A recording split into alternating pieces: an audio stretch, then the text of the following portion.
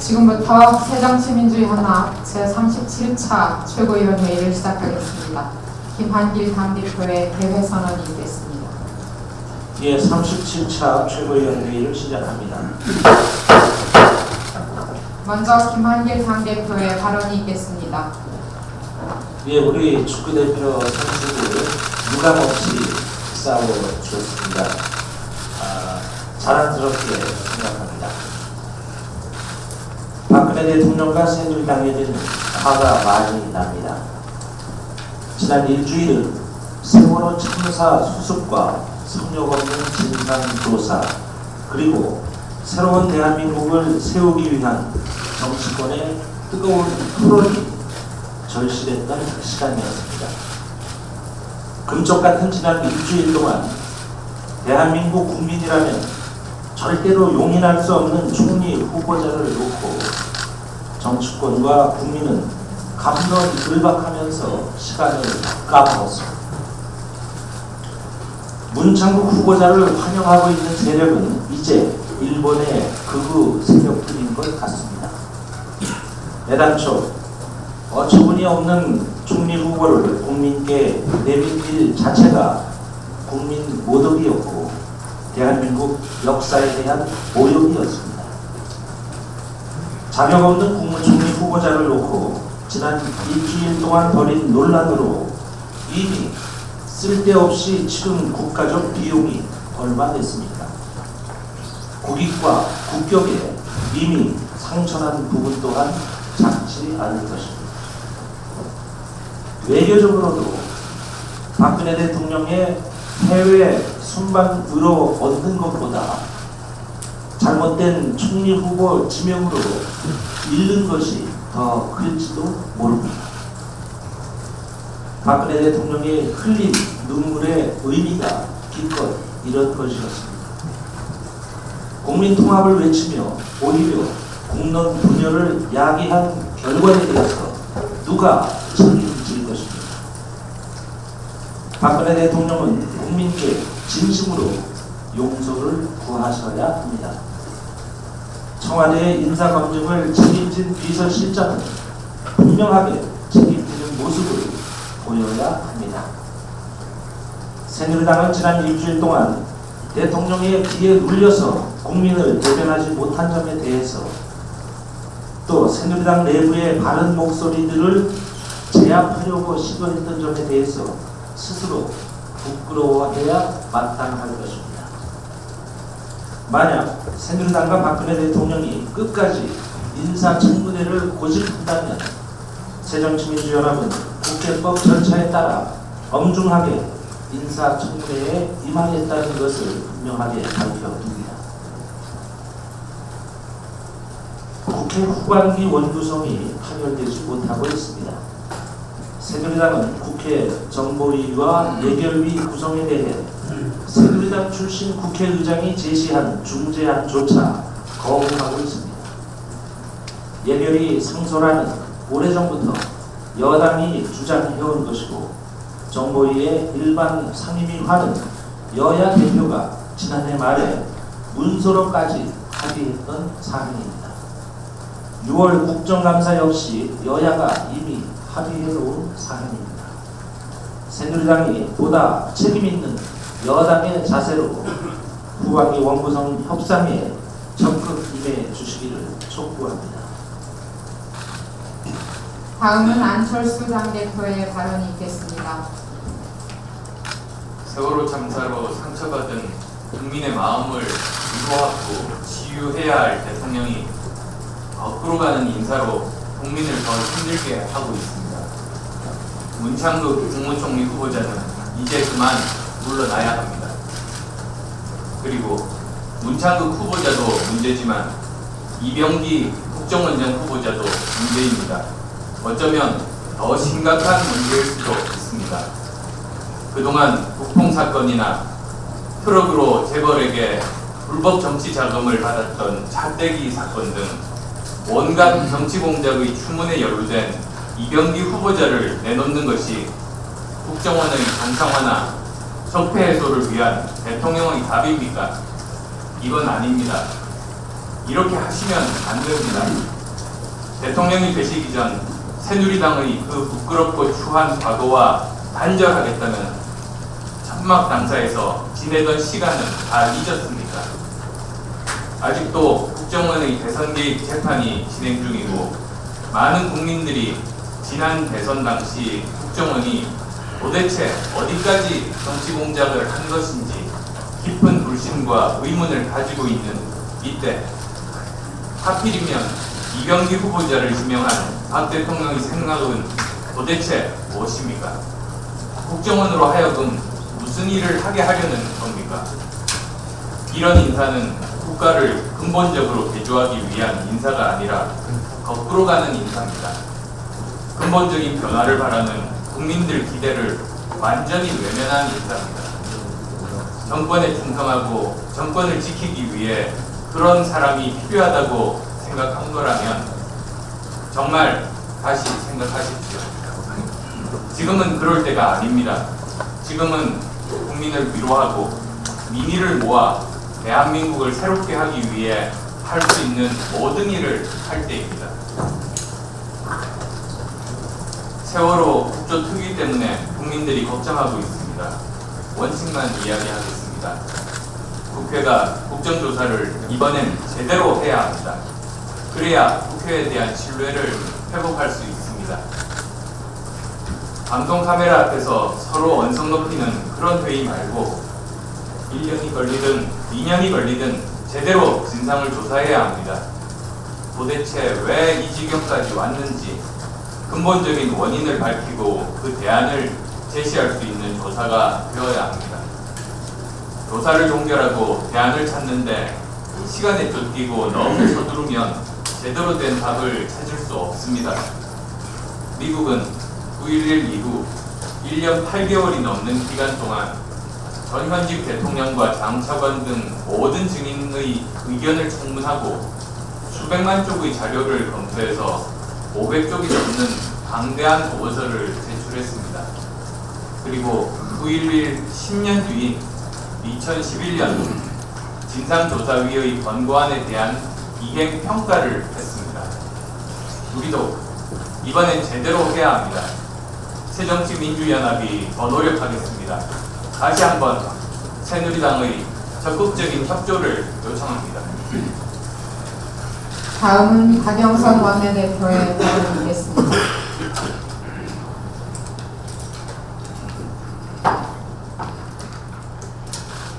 네, 모두들 월드컵에 시선이 쏠렸던 아침입니다.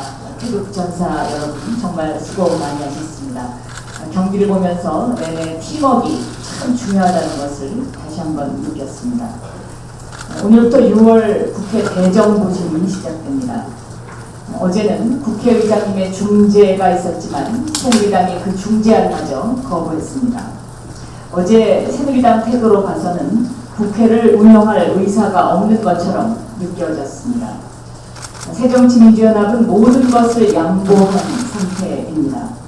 국회 운영은 과반 의석을 가진 집권 여당의 책임을 다시 한번 강조해 말씀드립니다. 오늘 국회의장께 다시 한번 국방부 장관 인사청문회를 위해서 특위를 구성해 주실 것을 간곡히 요청드립니다. 부적격한 총리 후보자 지명으로 국력 소모와 국민들의 분노가 계속되고 있습니다. 대한민국 건국 정신과 헌법 가치를 부정하는 신민사관 총리 후보자는 해군 복무 관련 거짓말에 이어서 독도 문제에 대해서도 일본의 현실적 위협이 없는데 이를 과장하고 있다는 칼럼을 쓴 것으로 보도됐습니다. 양해나 이해, 본인의 사과로는 해결될 수 없는 역사관의 소유자임이 확인되고 있습니다. 뿐만 아니라 박근혜 정부 2기 내각은 한마디로 부상병 집합소라고 해도 과언이 아닌 것처럼 보입니다. 문창극 우산에 가려져 있는 가운데 제자의 논문을 사실상 가로채고 제자의 연구기마저 가로챈 것으로 보도되고 있는 교육부 장관 내정자, 또 제자 논문을 베끼고 중복 게재한 교육문화 수석 두 분, 혜태가 마치 형제와 같이 똑같습니다. 또 착대기로 1,000만 원 벌금을 받은 국정원장 내정자, 맥주병으로 기자 머리를 맺힌 전력이 있는 민정수석, 음주운전으로 경찰과 실랑이를 벌여서 카메라 출동에 보도된 바 있는 문화부 장관 내정자, 이렇게 부상병만 모아서 인사를 하기도 쉽지가 않을 것 같습니다. 어제 NLL 대화록과 관련한 검찰의 평가 수사에 대한 법원의 제동이 있었습니다. 남북 정상회담 대화록 불법 유출한 혐의를 받고 있는 새누리당 정문헌 의원에 대한 검찰의 약식 기소 처분이 부당하다며 직권으로 재판에 회부됐습니다. 검찰의 부당하고 편파적인 수사 관행에 대한 경종이고 국민의 법 상식과 정의에 대한 우려를 사법부가 수용하는 것이라고 생각됩니다. 오늘 KBS 이사회가 사장 공모 일정과 절차에 대해 논의한다고 합니다. 지금 국민은 개선이 아닌 계약되고 있는 정권의 인사개편에 분노하고 있습니다. 만약 KBS 이사회가 이러한 어리석음을 답습한다면 KBS 이사회는 더 이상 우리 사회에 존재해서는 안 되는 해악이 될 것이라는 점을 말씀드립니다. 방송의 독립성과 공정성, 그리고 국민의 공영방송으로 거듭나기 위해서 특별 다수결제의 도입과 사장 추천위원회의 구성 등 지배구조 개선이 반드시 이루어져야 하고, 이를 위해서 국회는 길환영 방지법을 제정해야 한다고 생각합니다. 이상입니다. 다음은 우원식 최고위원의 발언이 있겠습니다.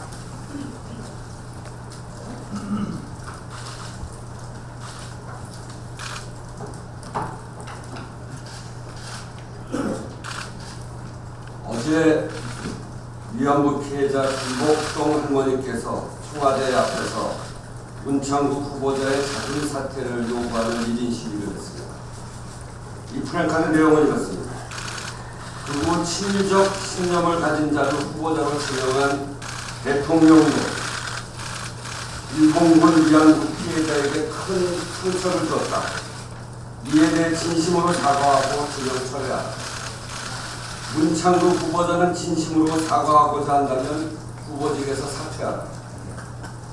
참으로 참담한 장면입니다. 역사의 피해자가 노부의 몸을 이끌고 청와대 앞에 서게 만드는 박근혜 정권은 참으로 잔인합니다. 더 무슨 말이 필요합니까? 대통령은 당장 지명을 철회하고 국민과 위안부 앞에서 정중하게 사과하십시오. 국민청문회에서 다 끝난 문창국 후보자 지명을 고집한다면 대통령의 역사관마저 의심하지 않을 수 없습니다. 문창국 사태를 자초한 청와대 관계자들에 대해 단호한 문책이 필요합니다. 청문회 기회를 주자는 청와대 출장소로 전략한 새누리당도 그 입을 이제 다무십시오. 또한 문창국 사태를 조기에 해결하지 않는 것이 다른 청문 대상자들을 보호하기 위한 꼼수가 이들 관계자들의 머릿속에 있다면 국민의 심판의 대상이 될 것입니다. 세월호 국정조사에 대해서 한 말씀하겠습니다. 어제 세월호 국정조사 특위 전체회의가 열렸습니다. 예비조사위원을 선정했습니다. 그러나 그간 보고 날짜를 확정하지 못했고 끝내 여야가 함께 현장 조사도 가지 못하는 것으로 결론이 났습니다. 정부 부처는 자료를 제대로 내놓지 않고 있습니다. 가령 해경은 사건 발생 직후 최초 신고자 연락처를 알고 있었습니다. 그러나 그 전화로 탈출 유도를 하지 않았습니다.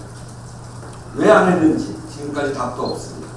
그런데 이 상황에서 새누리당은 무작정 기관 보고부터 받자고 합니다. 대충 시간을 때우자는 심산입니다. 겨우 어제 예비조사위원은 선정했습니다. 앞으로 진도 VTS, 제주 VTS, 목포 해경 등 수많은 사건 현장에 직접 가서 사건 당일을 재구성해야 합니다. 제출하지 않은 자료를 확보해야 합니다. CCTV를 봐야 하고 교신 기록을 확보해야 합니다. 세월호와 꼭 닮은 오하마라호를 가서 모의 실험도 해야 합니다. 혹시 있을지 모를 문서 조작에 대비해 직접 부처를 찾아가 문서 검증도 해야 합니다. 그리고 난 다음에 비로소 해경, 해수부 등 기관을 제대로 조사할 수 있습니다. 그래야 사고 원인을 밝힐 수 있습니다. 그것이 국정조사를 하는 목적입니다. 유가족이 제대로 된 조사를 해달라고 하는 그 호소에 답하는 것입니다. 그래서 시간이 필요한 것입니다. 국정조사는 원래 그렇게 하는 것입니다. 이 상식적인 요구에 대해 새누리당이 딴소리하는 이유가 무엇입니까? 모든 사안에 대해 정쟁으로만 몰고 가려고 하는 이유가 무엇입니까? 국민 때문도 아니고 원인 규명 때문도 아닙니다. 오로지 대통령, 선거, 새누리당이 아닌 때문 아닙니까? 기관 보호가 조금이라도 재보선에 가까워져서 그 여파가 혹시 선거에 영향을 미치면 어쩌나 하는 이 걱정뿐입니다. 이런 당이 집권 여당입니다. 국민보다 우리 역사를 모독하는 자를 비호하는 정당, 세월호 진상규명보다 선거, 권력이 더 중요한 정당, 그것이 새누리당입니다. 국민이 지켜보고 있습니다. 전교조에 대해서 한 말씀을 드리겠습니다. 고용노동부가 전교조에 대해 노조로 보지 아니함을 통보한 것이 지난해 2013년 10월 24일입니다. 이유는 해직 선생님들이 9명이 있다는 것입니다. 노조 설립 취소에 대한 판결이 오늘 있을 예정입니다. 박근혜 정부의 전교조 노조 취소는 과연 정당한 것입니까? 우리나라는 노동 선진국에 비해 노동자의 권리를 충분히 존중하지 않고 있으며 노조 탄압을 하는 악법들이 아직 남아 있습니다. 대표적인 악법이 해고자를 조합원에서 배제하라는 것입니다. 때문에 ILO라는 국제노동기구에서는 우리나라 노동법을 고치라고 권고했습니다. 또한 국가인권위원회에서도 관련 법조항을 고칠 것을 권고했습니다. 이제 국회가 이러한 불합리함을 개선해야 합니다. 교원노조법을 개정해야 할 이유는 국제적으로, 국내적으로도 이유가 충분합니다. 감사합니다. 다음은 오홍근 최고위원의 발언이 있겠습니다.